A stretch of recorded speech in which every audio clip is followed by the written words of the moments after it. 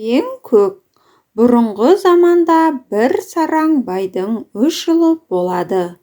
Бай балаларын үйлендірмеген екен. Бір күні балалары ақылдасып, үлкені мен ортаншысы кенжесіне айтыпты: біздей байдың балалары әлде қашан үйленіп, мал-малданып, жан-жанданып отыр. Біз әлі күнге дейін сор бойдақпыз.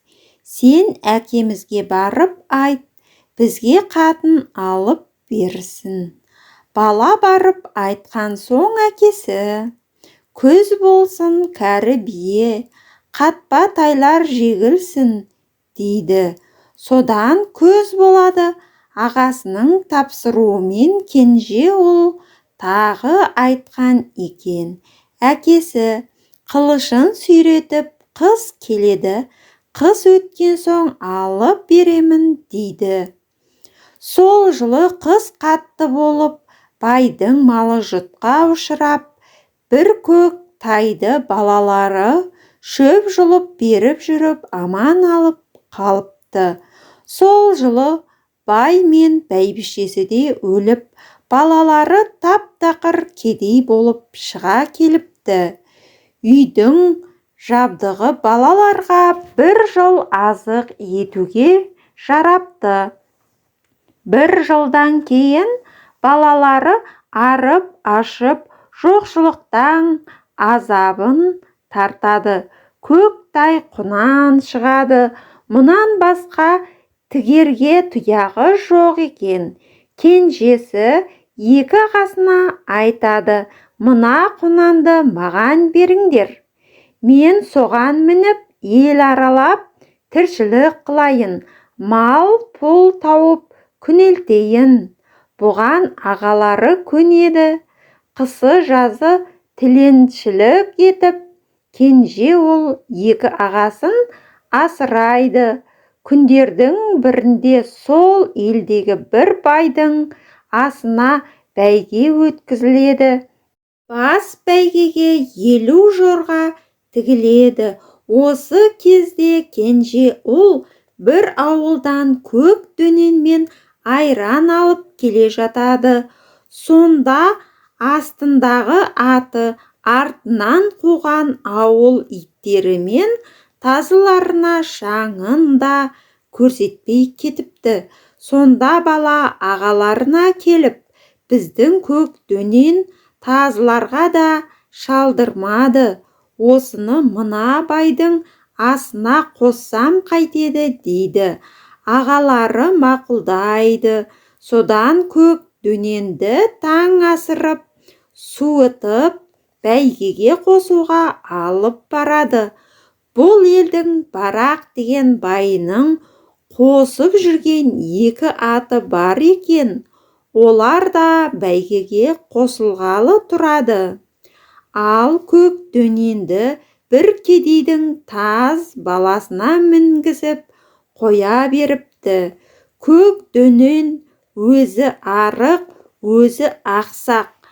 Аттарды айдап бара жатқанда балалар көк дөненді бір баланы бір түртіп кетіп, екіншісі екі түртіп, мазақ қылып, жылатып барыпты. Бір мезгілде аттарды түптеп қайтарады. Кері шапқанда орта жолға дейін көк дөненді тозаң жабады. Орта жолдан аса бергенде көк дөнен желдей зулап, оқша зымырайды.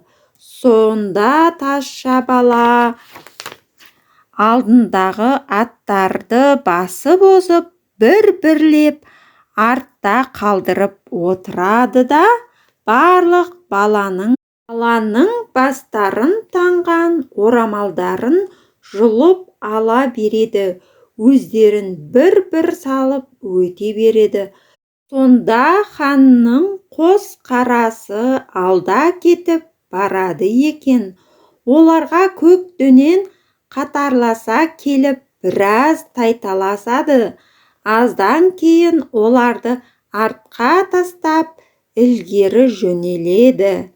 Өзінен басқа балалар өз руластарының атымен ұран шақырып айқайлап келе жатады. Тазша бала не деп ұрандарын білмеген соң тепеңкөк, тепеңкөк деп ұрандайды. Сол кезде хан дүрбімен қарап отырып, бір көк келе жатыр, жолдан қосылған неме ме? Алдын бөгеңдер деп бұйырады жұртқа.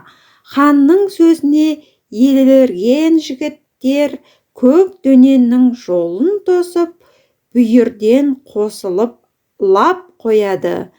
Бұлардың бірде-бірін лестірмей көк дөнен ілгері озып шу деп кете барады. Сонда көк дөненнің иесі: келер ме екен тепеңкөк, келмес пе екен тепеңкөк, соятұғын қойым жоқ, отқа салар майым жоқ, көтере көр әруақ деп зар жылап тұрады. Сол кезде көк дөнен көмбеге бірінші болып кіреді. Кедей жігіт атын өзі барып ұстайды. Хан келіп, бұл жолдан қосылған ат деп дау шығарады. Сонда көк дөненге мінген бала барша атқа мініп шапқан балалардың басын таңған орамалдарын қойнынан шығарып ортаға тастайды. Хан атын басқа бір салып үйіне қайтып кетеді. Ағайынды үш жігіт бәйгенің 40 жорғасын өздері алады да 10 жорғаны балаға береді. Содан кейін ел ішіндегі бәйгенің алдын бермейтін болған көк дөненнің атағы жер жарады. Сөйтіп ағайынды үш жігіт ел қатарына қосылып, мұраттарына жеткен екен.